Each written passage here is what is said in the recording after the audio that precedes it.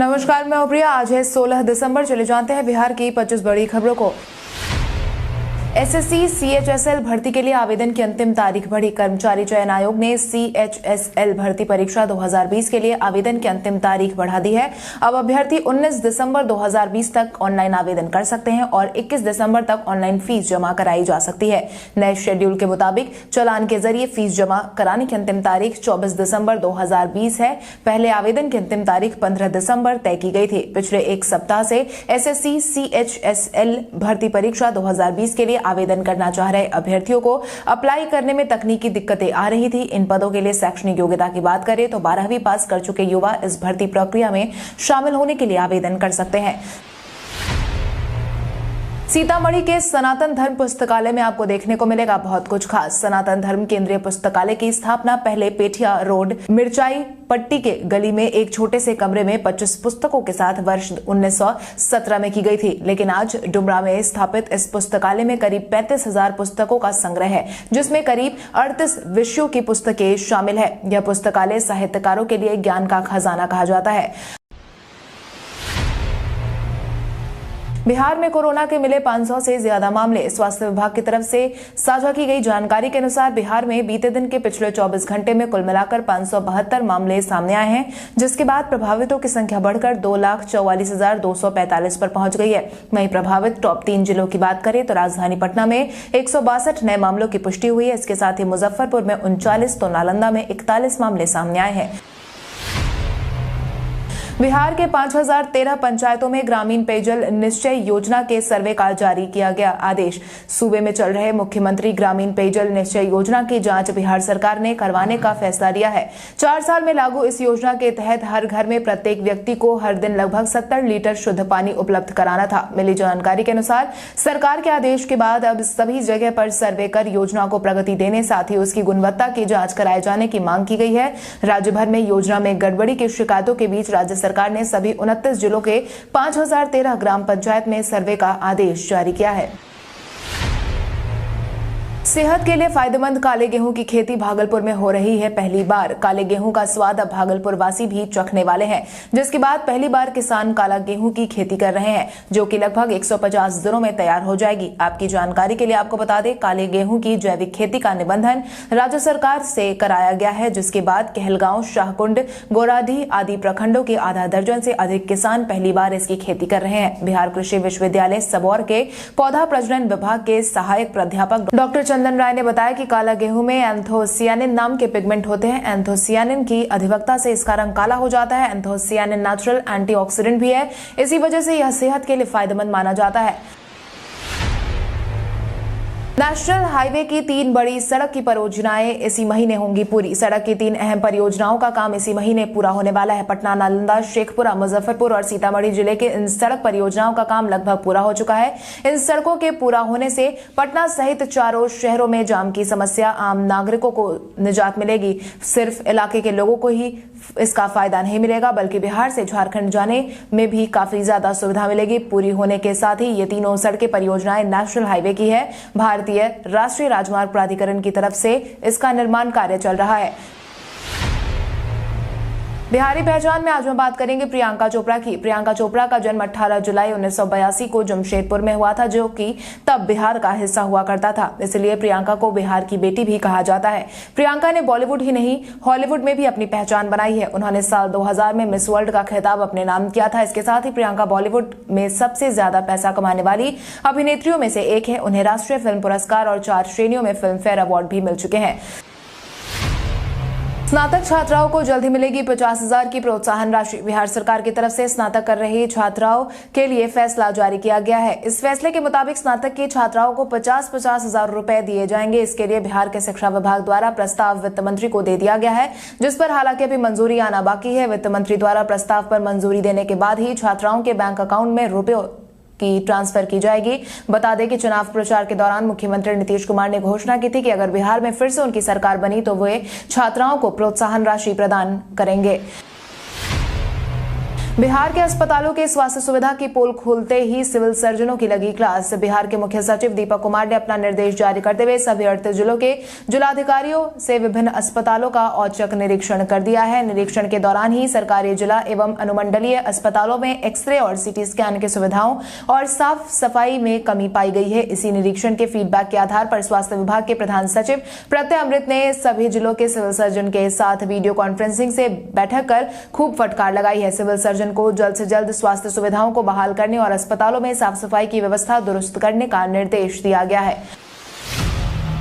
अब degree college को स्नातक पाठ्यक्रम के लिए मिलेगा ऑनलाइन एफिलिएशन। बिहार के डिग्री कॉलेज को स्नातक पाठ्यक्रम के लिए ऑनलाइन एफिलिएशन मुहैया करवाई जाएंगे, जो कि शैक्षणिक सत्र 2021 से 24 से लागू होने वाली है। गौर करने की बात हालांकि ये है कि राज्यों में वर्तमान में संबंधित डिग्री कॉलेज की संख्या कुल मिलाकर 27 है। ये सभी कॉलेज राज्य में स्थापित विभिन्न विश्वविद्यालय मसलन Patliputra university, Magadh university, BRA Bihar university, Veer Kunwar Singh university, BN Mandal university, LNMU Purnea university, तिलंगाजी भागलपुर और मुंगेर यूनिवर्सिटी के अधीन संचालित है। आपको बता दें, इस नई व्यवस्था में आवेदन से लेकर मान्यता प्रदान करने तक की प्रक्रिया शामिल होगी।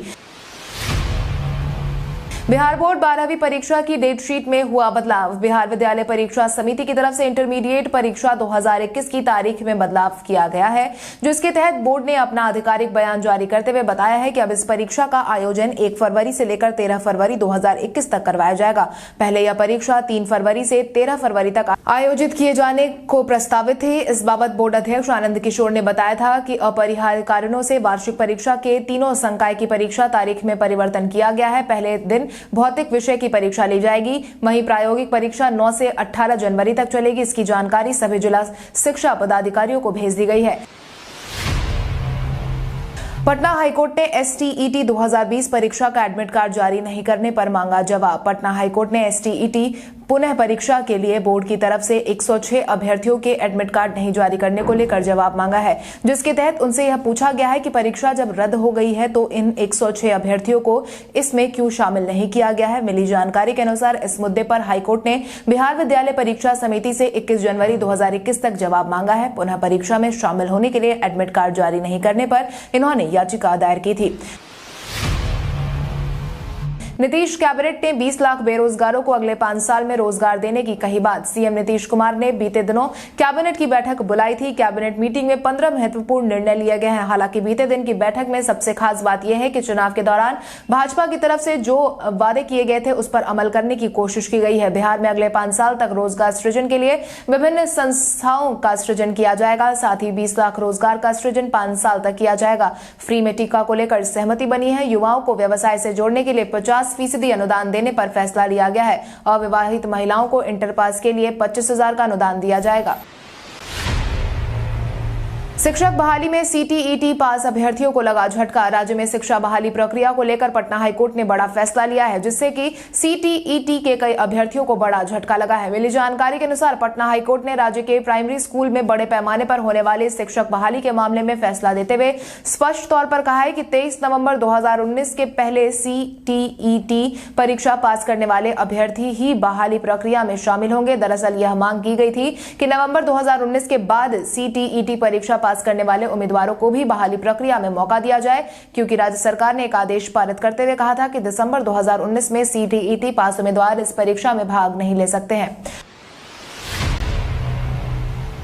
बिहार का पहला ग्लास ब्रिज राजगीर में बनकर हुआ तैयार। बिहार का प्राकृतिक सौंदर्य में अब नए साल में बिहार वासियों को नए नए सौगात मिलने वाले हैं। वहीं राजगीर वासियों को एक नया तोहफा मिला है, जिसके तहत बिहार का पहला ग्लास ब्रिज बनकर तैयार हो गया है। पार्क इतना अत्याधुनिक और शानदार बनाने की तैयारी हो रही है कि यह पूर्वोत्तर भारत का सबसे आधुनिक जू सफारी पार्क होगा, जहां पर तरह तरह के जीव जंतु होंगे। नालंदा के बिहार समेत पूर्वोत्तर भारत के लिए यह खुशखबरी की बात है। राजगीर में बने जू सफारी को सेंट्रल जू अथॉरिटी ने भी मान्यता दे दी है। इसके साथ साथ ही नए साल यानी 2021 में इसे आम जनता के लिए खोला जा सकता है।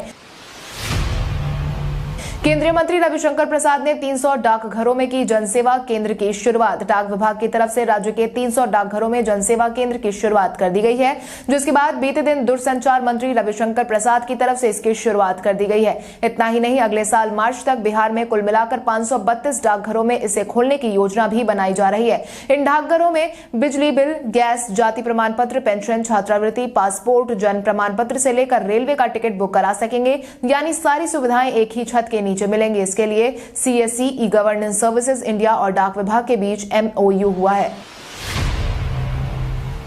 पटना के बुद्धा स्मृति पार्क में सारनाथ के तर्ज पर खोला जाएगा तिब्बती अध्ययन केंद्र। बुद्धा स्मृति पार्क में जल्द ही सारनाथ के तर्ज पर एक तिब्बती अध्ययन केंद्र खोला जाएगा। इसमें तिब्बती संस्कृति एवं महात्मा बुद्ध पर आधारित शिक्षाओं का अध्ययन कराया जाएगा। मुख्यमंत्री की इस महत्वाकांक्षी योजना को पूरा करने के लिए 3 सदस्यीय कमेटी का गठन किया जा रहा है। शिक्षा विभाग के वरिष्ठ अधिकारी की अध्यक्षता में गठित की जा रही इस समिति में बुडको एवं पटना विश्वविद्यालय के प्रतिनिधि विशेष रूप से शामिल किए जाएंगे। शिक्षा विभाग के आधिकारिक सूत्रों की माने तो जल्दी ही बिहार की यह समिति सारनाथ जाकर वहां के तिब्बती अध्ययन केंद्र का अध्ययन करेगी। राबड़ी काल में नियुक्त हुए शिक्षकों को नीतीश सरकार में हटाने के बाद भी कोई सुनवाई नहीं। बिहार में नीतीश सरकार के खिलाफ शिक्षकों ने अपना मोर्चा खोल दिया है। बीते दिन अपनी मांग को लेकर हंगामा और प्रदर्शन करते उन्हें देखा गया है और वो सड़कों पर उतर गए हैं। सड़कों पर उतरे इन शिक्षकों ने बताया कि उनकी नियुक्ति तत्कालीन राबड़ी सरकार के कार्यकाल में हुई थी, लेकिन नीतीश सरकार ने उन्हें 3 साल बाद ही हटा दिया है, जिसके बाद से अब तक उनकी मांग को दूर नहीं किया गया है। इन शिक्षकों ने बताया कि हमारी नियुक्ति सारी अर्हताओं को पूरा करने के बाद की गई थी, लेकिन हमें काम से हटा दिया गया, जिसके बाद से अब तक 50 से अधिक बार हमने मुख्यमंत्री से मिलने के लिए आवेदन दिया है, लेकिन आज तक सीएम ने हमसे मुलाकात करना जरूरी नहीं समझा। नए वित्तीय वर्ष में बिहार के सभी GPF ऑफिस को किया जाएगा बंद। नए वित्तीय वर्ष 2021-22 से लेकर के पूरा वित्तीय प्रशासन नए स्वरूप में देखने को मिलेगा। इसके तहत सभी अनुमंडल और अन्य स्तर पर मौजूद तमाम उपकोषागार को बंद करने की पहल पहले से ही चल रही है, जिसके बाद अब सभी जिला भविष्य निधि कार्यालयों को बंद कर दिया जाएगा। इसमें कार्यरत जिला भविष्य निधि पदाधिकारी समेत अन्य सभी कर्मियों को जिला लेखा कार्यालय में समाहित कर दिया जाएगा। राज्य के सभी 11 जिलों में जिला GPF पदाधिकारी तैनात है और 27 जिलों में GPF कार्यालय मौजूद है। बिहार में मंत्रिमंडल के विस्तार को लेकर मुख्यमंत्री नीतीश कुमार ने कही बात। मंत्रिमंडल को लेकर लगाए जा रहे कयास पर मुख्यमंत्री नीतीश कुमार ने खुद पूर्ण विराम लगा दिया है, जिसके तहत पटना एयरपोर्ट के विस्तारीकरण कार्य के निरीक्षण के बाद मुख्यमंत्री ने मीडिया से बातचीत में कहा है कि भाजपा की ओर से अभी ऐसा कोई प्रस्ताव नहीं आया है। उन्होंने आगे कहा कि भारतीय जनता पार्टी को जब लगेगा मंत्रिमंडल विस्तार के लिए तभी इस पर कोई बातचीत होगी। फिलहाल कोई बातचीत नहीं हुई है। अगले 5 साल में सरकार के कामों की योजना बनाई गई है, उस पर कैबिनेट में ही निर्णय लिया जाएगा। आपकी जानकारी के लिए आपको बता दें, बिहार विधानसभा चुनाव 2020 में मिली जीत के बाद नीतीश कुमार की अगुवाई में NDA सरकार का गठन हुआ था। इसके बाद से ही लगातार मंत्रिमंडल के विस्तार को लेकर बयानबाजियों का दौर जारी था।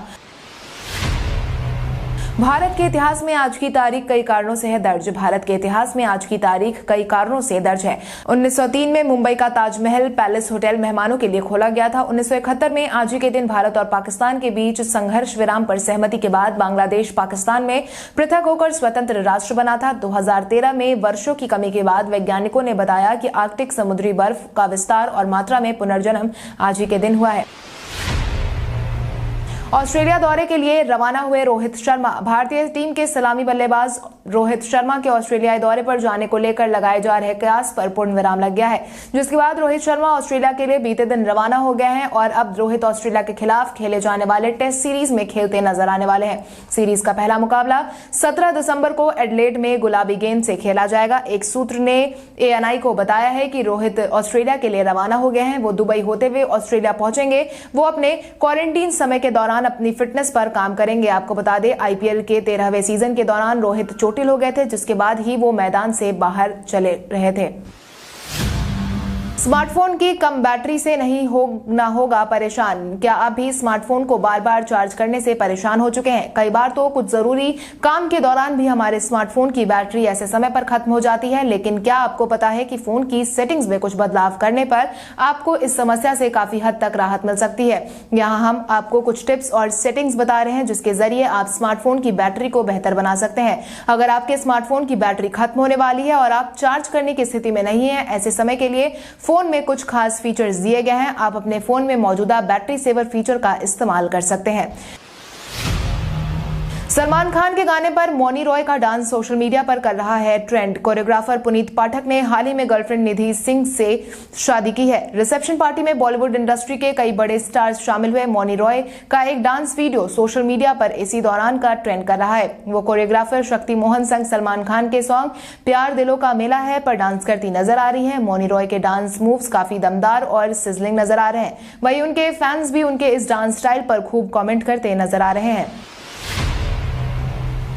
अब आइए जानते हैं सराफा बाजार और पेट्रोल डीजल के क्या थे भाव। अगर हम सराफा बाजार की बात करें तो सोने का भाव 15 दिसंबर को 22 कैरेट के लिए प्रति 10 ग्राम 48,200 रुपए था। वहीं 24 कैरेट के लिए प्रति 10 ग्राम 49,200 रुपए था। वहीं अगर हम चांदी की बात करें तो चांदी का भाव प्रति किलो 64,150 रुपए था। इसके अलावा राजधानी पटना में पेट्रोल की कीमत 86.42 रुपए प्रति लीटर थी। वहीं डीजल 76.19 रुपए प्रति लीटर था। हमारे द्वारा पूछे गए सवाल का जवाब आप में से बहुत सारे यूजर ने हमें कमेंट करके दिया था, उसके लिए आपका बहुत बहुत धन्यवाद। आप में से जिन यूजर ने हमारे सवालों का जवाब दिया है उनके नाम है इंग्लिश नेशन, असलम राज, उजाला चौधरी, रेखा रॉय, राहुल कुमार, बलराम कुमार, लक्ष्मण सिंह, अविराज दास, रेखा रॉय, रोहित कुमार यादव, रंजीत कुमार, अजीत कुमार, आतिक खान, श्वेता रॉय, प्रीति कुमारी, सचिन कुमार, संदीप कुमार यादव, कृष्ण मुरारी यादव, सोनवंशी सेठी। इसके अलावा हमारी टीम को और भी लोगों के जवाब अच्छे लगे हैं, मगर समय के अभाव के कारण हम उनका नाम नहीं ले पाए। लेकिन आप हमारे सवालों का जवाब देते रहे, हम कल आपका नाम लेने की पूरी कोशिश करेंगे। तो चलिए बढ़ते हैं आज के सवाल की ओर। आज का सवाल कुछ इस प्रकार है। आपके अनुसार विपक्ष द्वारा एनडीए गठबंधन में सब कुछ ठीक नहीं चलने के आरोप पर आपकी क्या राय है? अपने जवाब हमें कमेंट करके जरूर बताएं। इसके साथ ही आज के लिए बस इतना ही। अगर आप ये वीडियो हमारा यूट्यूब पर देख रहे हैं तो हमारे चैनल को सब्सक्राइब करें और बेल आइकॉन दबाना ना भूलें। और अगर आप ये वीडियो हमारा फेसबुक पर देख रहे हैं तो इस वीडियो को लाइक करें और ज्यादा से ज्यादा शेयर करें। धन्यवाद।